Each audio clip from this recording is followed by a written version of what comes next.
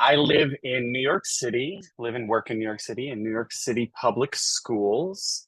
Um, I've been an educator here now for like 20-ish years. Yeah, 20 plus years now. Most of that time has been in New York City's District 75, which is citywide special education for students with higher needs disabilities. A lot of those are students with autism. And so I've done a lot of work. Some of them are nonverbal students. There's a whole range of disabilities, but a lot of work with augmentative communication devices, a lot of work with just generally inclusive practices. Mostly I've taught STEM and computer science during that time. So yeah, that's a little Thank bit you. of my professional history.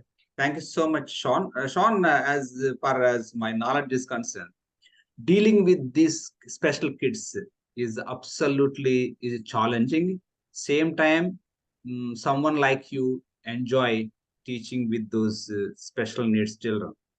So usually, why did you prefer this particular job to teach the students with the special needs? Of course, I must say that you must have chosen this particular job with the whole heart intention to serve them. So, could you please tell us what made you become a teacher of special needs? Well, I mean, I didn't start out my working life as a teacher. In fact, I avoided being a teacher for a while because both of my parents were actually teachers, and so I knew what the history of it was, and I knew the challenges, and so I tried to avoid it. But eventually, I found myself in everything I was doing trying to work with children, even when I worked on a newscast, even when I worked in finance and whatever. So, I just always enjoyed working with children and helping children to strive and thrive. And specifically, my younger brother was in the Special Olympics for a time. I myself have my own challenges with neurodivergent, ADHD, autism. So I knew what it was like to not totally fit in school and not, have the traditional support you want. So I definitely wanted to make sure that I was able to have an impact for students who I think most needed it. And I would say, like, honestly, it's a challenge teaching anywhere in America at this point for all sorts of reasons. There's a whole range of reasons, whether it's special education or not. There are lots of challenges to be a teacher. So it's not like if you picked somewhere else, you'd be without those challenges. It's just a different set of challenges. Yes, thank you. Thank you for giving your insights. And here are the few students with me right now. They are going to interact with you and ask you some questions. So, Sure. Vrindasri, are you ready? Yes, sir. Good morning, sir. I'm Brindashri from 7th grade from ZPHS School, Elavaram. And I would like you to ask you a question. Can I ask, sir? Yes, please. How do you support and motivate these students with the special needs? Okay, that's a really good question. Thank you for asking. Honestly, obviously, it depends on the particular student, and so the needs of any particular student vary, depending on what their disability classification is, where they are. So, what I would do for a student with physical disabilities is different than what I might do for a student with autism, right? So I'll start with, like, say, a student with autism. Usually, with a student with autism, there's regular problems with social interactions. So in addition to academics, we're working on teaching social skills, on maintaining conversations, even practicing them. They have sensory sensitivities, so it may require a special vest, like a weighted vest, to help them feel a sense of self. It might require headphones if sounds get to be too much auditorily in the space. But on the opposite end of that, if I'm working with a student with hearing challenges or hearing difficulties, they might have hearing aids or something else to that degree. I might have to have captions on.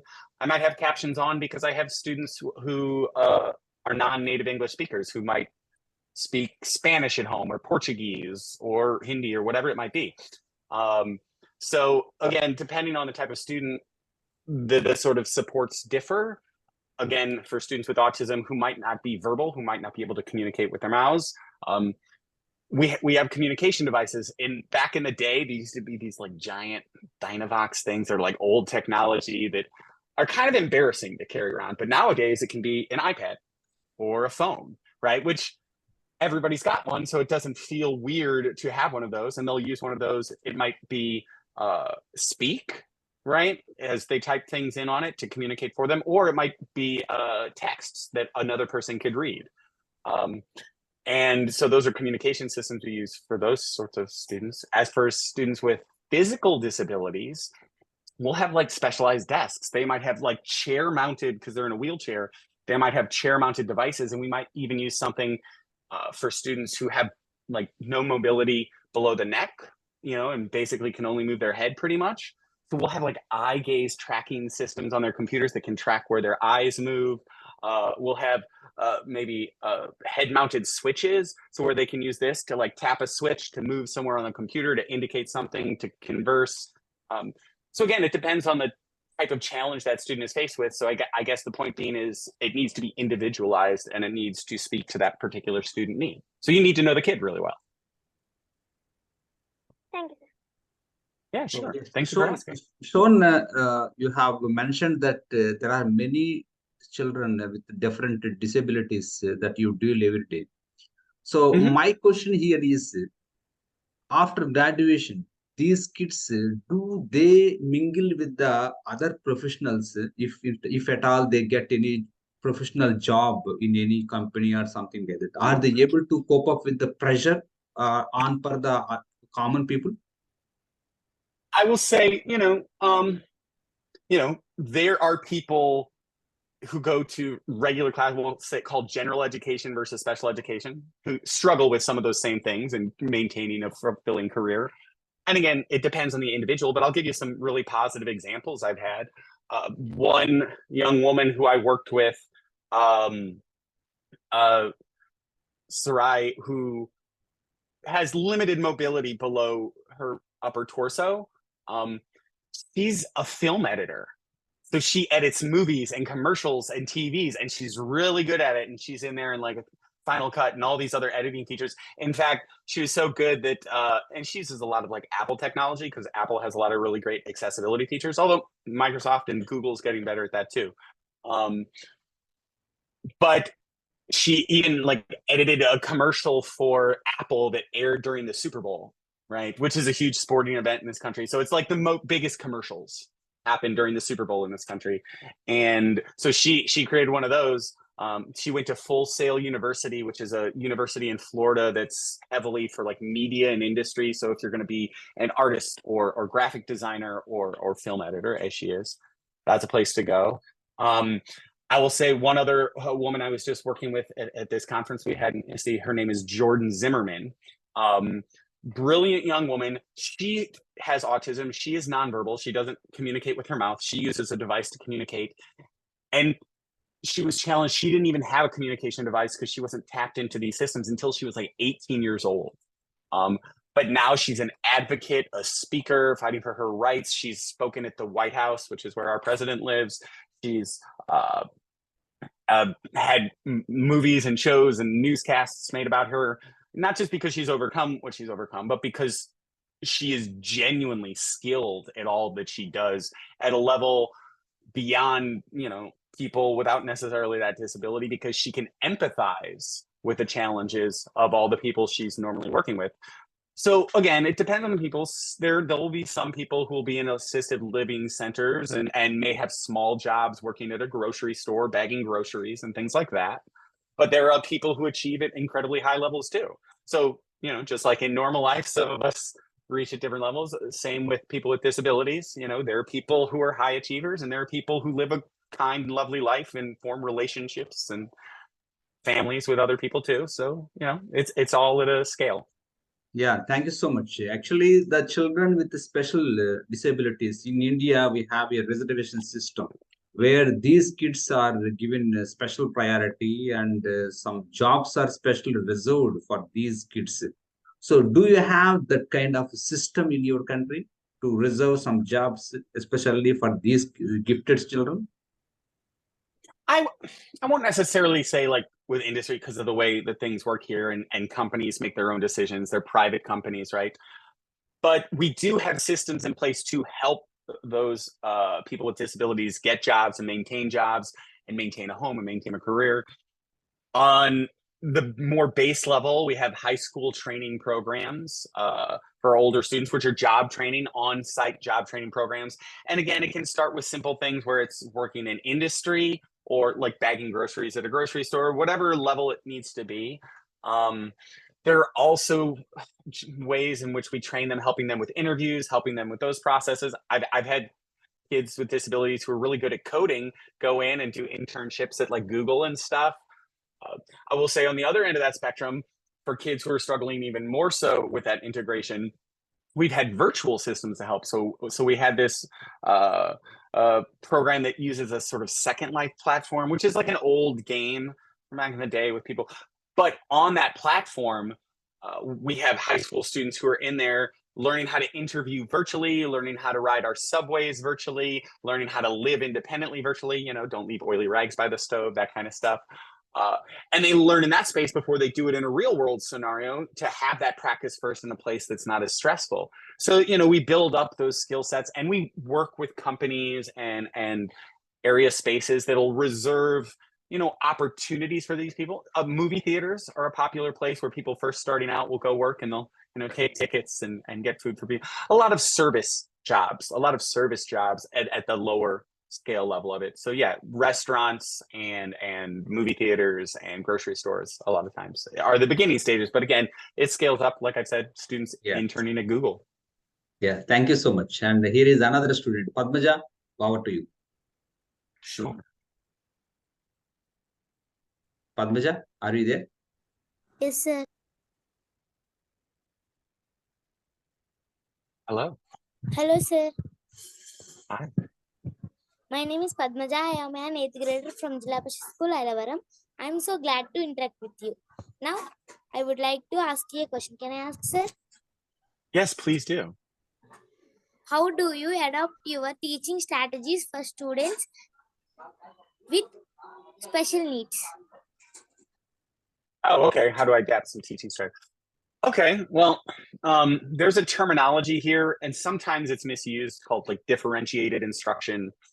That's the way we term it. It basically means tailoring. Personally, I prefer the term personalized instruction, but personalizing the instruction for the needs of that individual student. So that's, you know, not just tailoring the skill level of the content, but tailoring the content itself towards a person's particular interests. So if they're interested in a particular set of athletics, the math and the literacy and all of that type of work, what they're reading, they're writing, will all focus in an area that starts with something they're comfortable, and then you'll expand from there. But we'll also make sure it's at a level. So we might add scaffolding, which simply means we'll add sort of little helps that they can get, whether it's an extra sheet that gives them little tips on how to do their writing, or whether, you know, it's little math worksheets that show how to go through the process so that they know they can redo it for each problem. Universal design for learning, or UDL, is an important practice, and that just means we're creating flexibility in many ways that the students can view the information. And that might mean videos, that might mean text, that might mean visuals and pictures, depending on how they need to take it in that way. That might mean audio if they need it that way. But it also means different ways that they can do it. So it might not just be writing a paper or an essay, which might be difficult for a student with a hand or motor disability, or for a student who struggles to like think word for word. Let's say even a student who struggles that way because, again, they're learning a new language.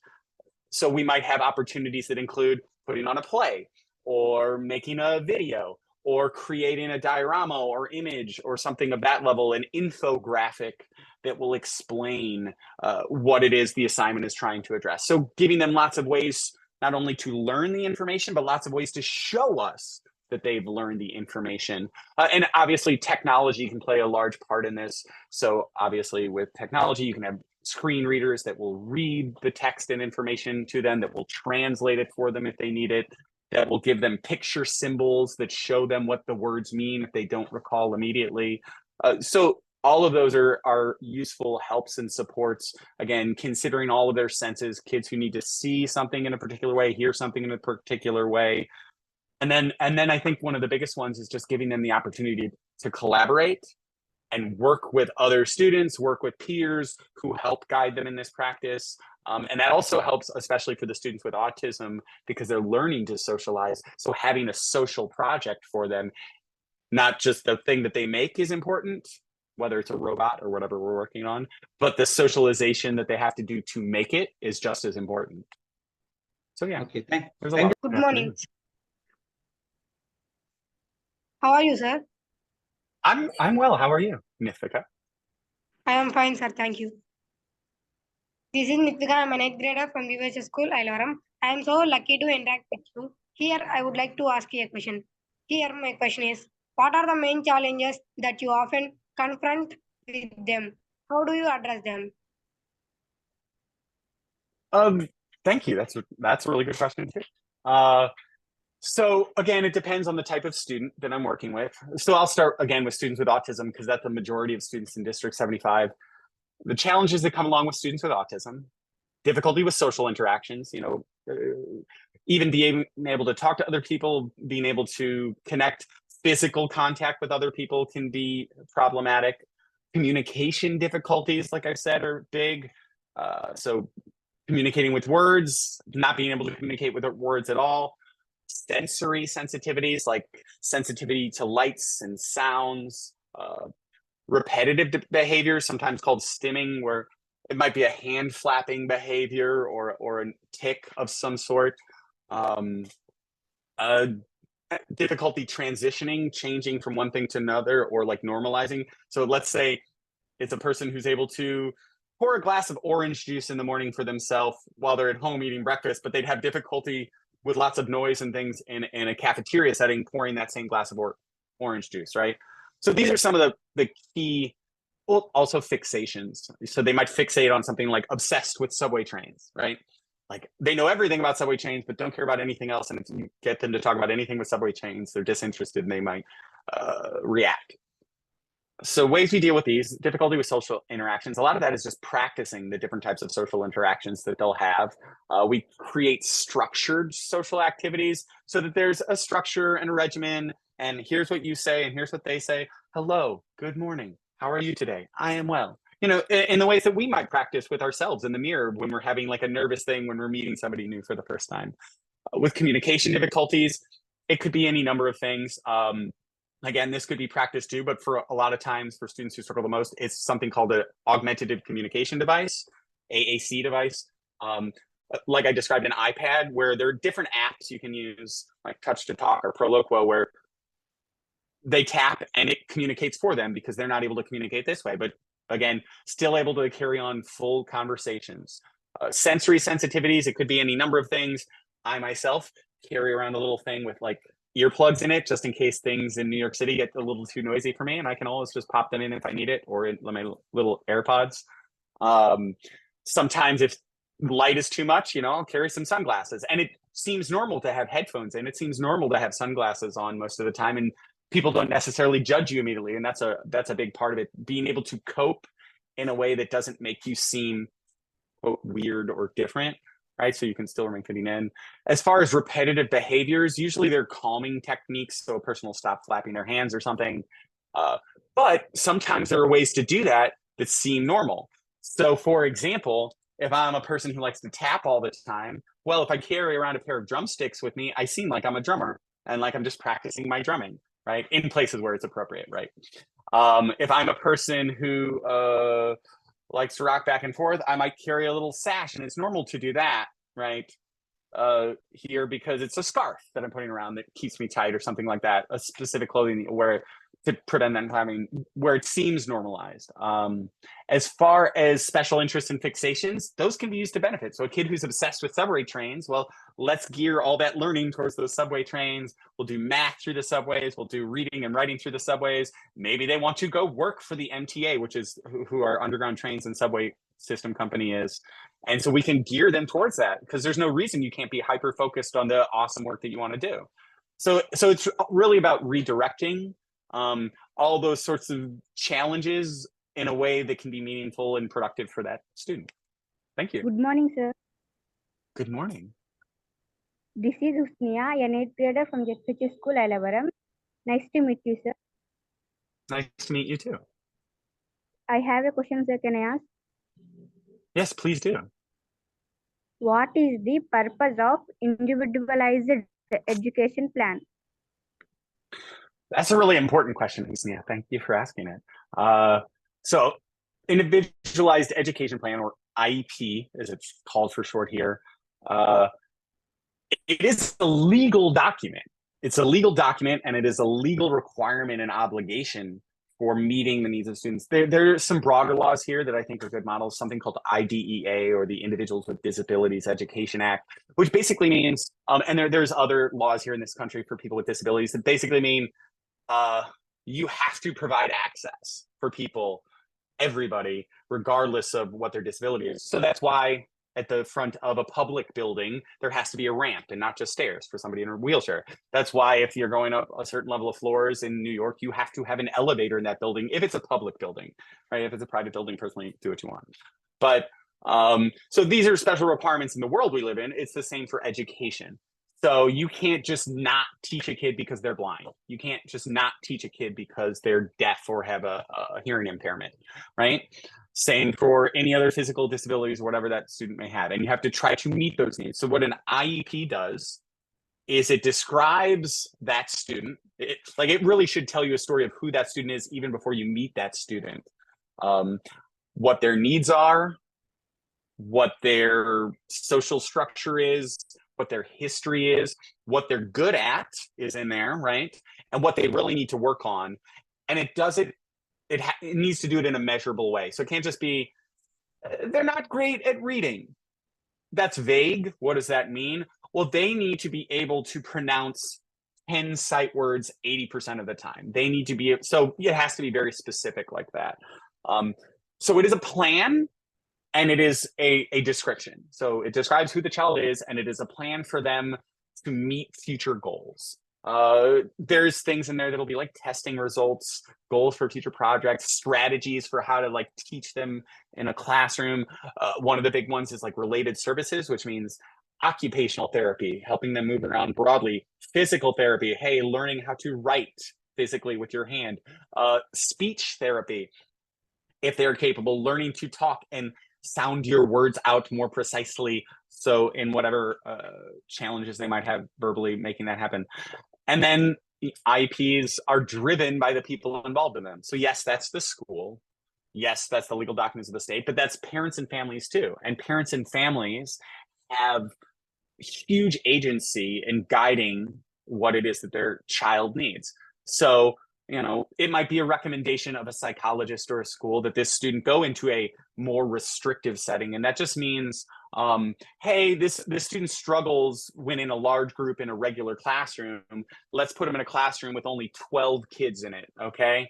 And so we'll have an extra adult there with these 12 kids to give them more focused attention. And maybe the parent is like, yeah, I think that'll really help them meet their goals. And maybe then they can move back into a regular classroom once they met them. Or the parent might say, hey, no, I want to try to find other needs to meet this. I don't want to take my child out of the regular classroom. I want them to be able to socialize with others. And we try to find other structures that still make it work for that kid. So maybe they're in a regular classroom, but they get pulled out every now and again to do speech therapy or occupational therapy. Or they have people come into that classroom and work individually with that student to help them keep up with the other students. So I think the most important part in what we say IEP is the I part, the individualized part. It just tells us that it's about this one person, and it needs to tell you who they are and how we can help them. Is the easy answer for it. Thank you so much. How are you, sir? I'm well. How are you? I'm fine, sir. My name is Gayatri. I'm a 9th grader from ZPH School, Ailavaram. I'm so jubilant to interact with you. Here, I would like to ask you a question. Can I ask, sir? Yes, please do. What types of disabilities are commonly addressed in special schools? Thank you for asking that, Gayatri. It depends on what we're talking about, special classrooms. So the most common disabilities, mostly worldwide and in America, that are in general classrooms, right? In the normal classrooms that all the kids go to, dyslexia, which is a struggle with taking in words off of a page. There's all different types of dyslexia, but that's just like a learning disability that deals with like reading comprehension, and it makes it hard to read. And there's lots of ways to address that. I mean, one of the simpler ones immediately is audiobooks, right? Another common one is ADHD, or attention deficit hyperactivity disorder. In this country, I think it's like in the estimate of like 8 to 10 million kids. But it's a struggle with focusing and managing your impulses. So it isn't just that you can't focus, but you might be like distracted easily by other things in the classroom and not be able to focus on particularly what the task is. Dyscalculia, which is like the math version of dyslexia. So struggling to read mathematical information. Dysgraphia, which is another one, which is writing. In that sense, those are a lot of the ones. Those and just general learning processing difficulties are the ones you find in a lot of general classrooms.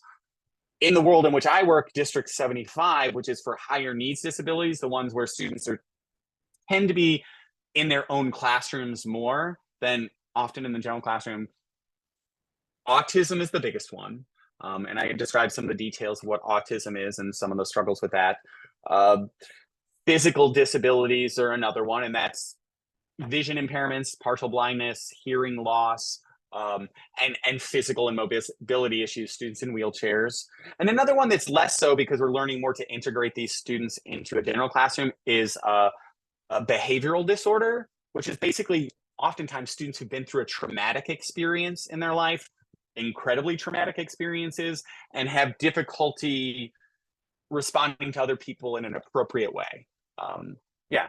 But we're learning better how to integrate those kids, because academically, most of those students, when they can't focus and behave appropriately, are academically on par with all the other students. So we're learning more ways to integrate them into the general classrooms. So in the more isolated, if you're talking about special classes or special classrooms specifically for special education students, some of the biggest ones are autism and physical disabilities.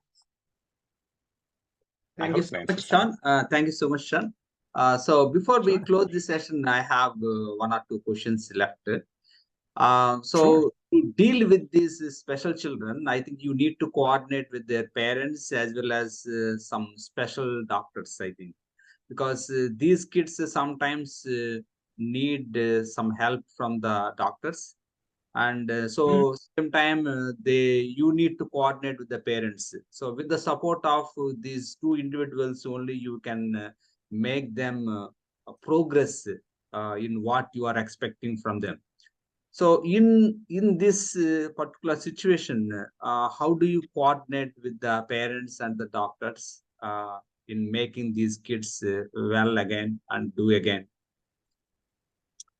So teachers in general will have less direct interactions with doctors. Granted, there'll be a school psychologist, a school nurse for like immediate concerns, right? But the actual long-term therapists, that's more of an intermediary, because teachers are not physicians, right? Yeah. Teachers should not be involved in prescriptions of medicines. And in truth, most of the time, those medicines are not being administered by the teacher and shouldn't be. They might go to a school nurse, but it's not necessarily, there are medical privacy issues and reasons why that's not always shared integrally. But there are conversations sometimes with parents in which those pieces of information will come up. And we also, so even beyond the 2 that you mentioned, we try to have a broad community effort. So in the schools, we'll bring in community experts, people who are experts in getting families access to healthcare, whether through Blue Cross Blue Shield. I will say one of the weird parts of this is we don't have universal healthcare in America, as we probably should, but that's a conversation for another time. And so the complexity of getting access to the healthcare they need is sometimes hard for the parents themselves. So we'll bring in community experts to help them know, here's where you can get home therapy for your students. Here's where you can get medical devices for your students. Here's where you can get funding to get a home health aid, which will help your young child with physical disabilities learn to toilet train correctly, right? Or learn them reading and speaking and have a speech therapist, not just at school, but at home as well, to continue the work that's happening. So by bringing in all those experts and making it a whole community effort while also working directly with the parents, obviously back and forth communication is essential in effective work with a child. And that can be ongoing, just notes sent home, phone calls, emails, all those kinds of regular things we do to speak with families, but also bringing in families for these expert integrations where these community experts will come in and share and talk and give opportunities for these families. Those are the biggest, most helpful parts. In terms of then medical pieces, again, there's school psychologists who will work directly with medical interaction, and then the teachers will interface with the school psychologist or with the school nurse.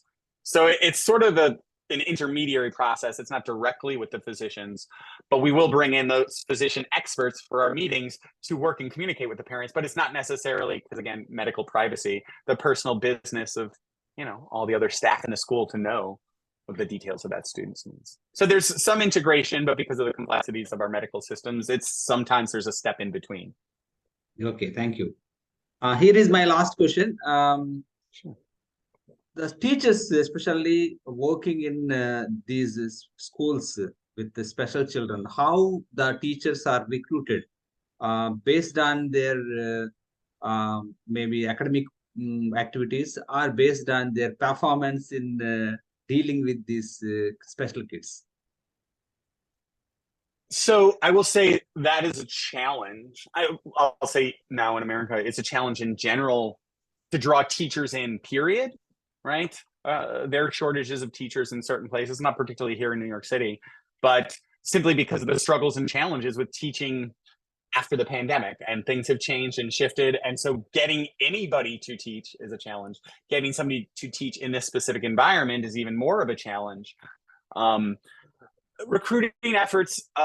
So there are recruiting fairs there. I was part of a program here known as the Teaching Fellows, which is a thing that brings educators, people who want to be educators from outside the world of education.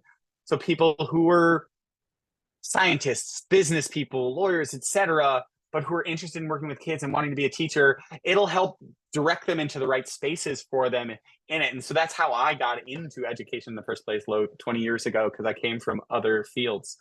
So the Teaching Fellows program is one, but specifically in this area of special education, a lot of people who in college either focused in psychology, in some sort of therapeutic techniques, or sometimes even with a family history of working with people with disabilities, are often the ones who are drawn in and reached out to about those interests. And that was my case. So again, parents who are teachers, mom who was eventually a psychologist. I studied psychology at a point myself, but also family history with disability, and therein drew me to this sort of work.